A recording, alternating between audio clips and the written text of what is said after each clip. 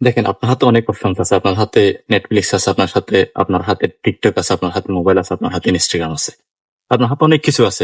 আপনার হাতে অনেক অপশনস ঘুরপাক খাচ্ছে। আপনি চাইলে অনেক কিছু করতে পারেন। আপনি চাইলে টিকটক করতে পারেন, আপনি চাইলে ইনস্টাগ্রামে রিলস দেখতে পারেন, আপনি চাইলে বন্ধু বান্ধবের সাথে আড্ডা দিতে পারেন। আপনি কিন্তু হাত দিয়ে বলতে পারবেন যে আপনি এই জিনিসগুলো বন্ধ করতে, আপনি যে যে এক্সাক্ট সময়টাতে আপনি এই জিনিসটা বন্ধ করতে পারবেন না, আপনি যে সময়টাতে যখন প্রতিজ্ঞা করবেন না যে আমি এইসব জিনিস থেকে বিরত থাকবো, আমি এখন নতুন করে আমার জীবনটাকে লিড করব, ঠিক ওই এক্সাক্ট মুহূর্ত থেকে আপনি আপনার লাইফটাকে ওই ওইসব লুজার্স থেকে আলাদা করতে পারবেন। যারা প্রতিনিয়ত বন্ধুদের সাথে আড্ডা দিচ্ছে, যারা প্রতিনিয়ত অহেতুক কাজ করতেছে, আপনি তাদের থেকে ঠিক ওই এক্সাক্ট মুহূর্ত থেকে আলাদা হয়ে যাবেন। কারণ আপনার লাইফটা তখন হবে একটা ডিসিপ্লিনময়। যখন যখন আপনার লাইফটা একটা ডিসিপ্লিনময় হবে, তখন থেকে আপনি আজে বাজে কাজ, আজে বাজে বন্ধু আড্ডা, আজে বাজে রিলস দেখা, অনেক কিছু বন্ধ করতে পারবেন। তখন আপনার শিডিউলটা হবে একটা রুলস অনুযায়ী। আপনি চাইলে তখন অনেক কিছু করতে পারবেন না।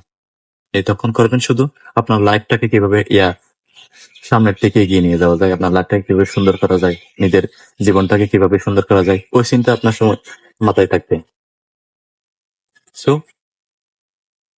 আপনি না হয় আপনি না হয় বন্ধু বান্ধবকে আপনি তাদের আড্ডা করতে দেন, আপনি না হয় তাদেরকে সবকিছু করতে দেন, আপনি না হয় তাদেরকে সব পান করতে দেন। আপনি 1 মাস ওয়েট করেন, আপনি 2 মাস ওয়েট করেন, আপনি 3 মাস কষ্ট করেন, আপনি 4 মাস কষ্ট করেন। আপনি যখন করবেন না কিছু একটা, তখন একটা সময় অবশ্যই একটা 6 মাস, 5 মাস, 8 মাস নির্দিষ্ট সময়ের পরে গিয়ে আপনি অবশ্যই সেই কাজের সফলতা পাবেন। সো আপনার হাতে অনেক অপশনস আছে করার। এইসব অপশনস থেকে যদি আপনি বের হয়ে আসেন, আপনি যদি কিছু একটা আসলে করতে চান, তাহলে আপনাকে ওইসব বিভ্রান্তিকর অবস্থা থেকে অবশ্যই বের হয়ে আসতে হবে। আপনাকে আড্ডা থেকে বের হয়ে আসতে হবে, আপনাকে নেটফ্লিক্স থেকে বের হয়ে আসতে হবে, আপনাকে টিকটক থেকে বের হয়ে আসতে হবে। আপনাকে নতুন করে জীবনটাকে সাজাইতে হবে, তাহলে আপনি কিছু একটা করতে পারবেন।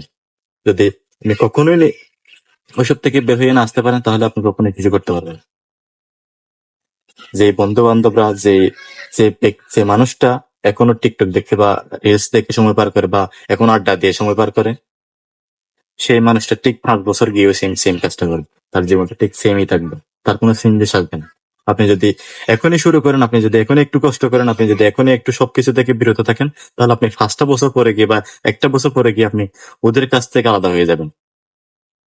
ওরা আপনাকে দেখে আফসোস করবে, আপনাকে দেখে বলবে, "কিরে, ওর এই চেঞ্জটা কিভাবে হলো, ওই এই চেঞ্জটা কিভাবে সম্ভব?" তখন ওই মানুষটা আপনাকে দেখে হিংসা করবে। তো আপনার হাতে অনেক অপশনস আছে। এইসব অপশন থেকে বিরত হয়ে, এইসব ফান থেকে বিরত হয়ে একটু নিজেকে সময় দেন, নিজের কাজের প্রতি সময় দেন, নিজের লক্ষ্যের প্রতি সময় দেন, নিজের স্বপ্নের প্রতি ছুটেন, স্বপ্নের পিছনে ছুটেন। দেখবেন যে আপনি নির্দিষ্ট একটা সময়ের পরে গিয়ে তাদের কাছ থেকে আলাদা হয়ে যাবেন, তাদের কাছ থেকে সম্পূর্ণ আলাদা হয়ে যাবেন। যে মানুষগুলো আপনার সাথে প্রতিনিয়ত আড্ডা দিত, তাদের কাছ থেকে সম্পূর্ণ আলাদা হয়ে যাবেন। তখন আপনি সম্পূর্ণ আলাদা প্রকৃতির একটা মানুষ হয়ে যাবেন। সো নিজের লাইফটাকে আগে ওইভাবে চিন্তা করেন। দেখেন, আপনার অনেক সময় আছে, আপনার আড্ডা দেওয়ার অনেক সময় আছে, আপনার ফান করার অনেক সময় আসবে, সেটা পরে, এখন না। এখন আগে নিজের ক্যারিয়ার নিয়ে চিন্তা ভাবনা করেন, নিজের লাইফটাকে নিয়ে চিন্তা ভাবনা করেন, নিজেকে কিভাবে গড়ে তোলা যায় সেই জিনিসটা নিয়ে চিন্তা ভাবনা করেন। দেখবেন যে ইনশাল্লাহ ভালো কিছু আপনার কপালে আসছে, আপনি ইনশাল্লাহ ভালো কিছু করতে পারবেন।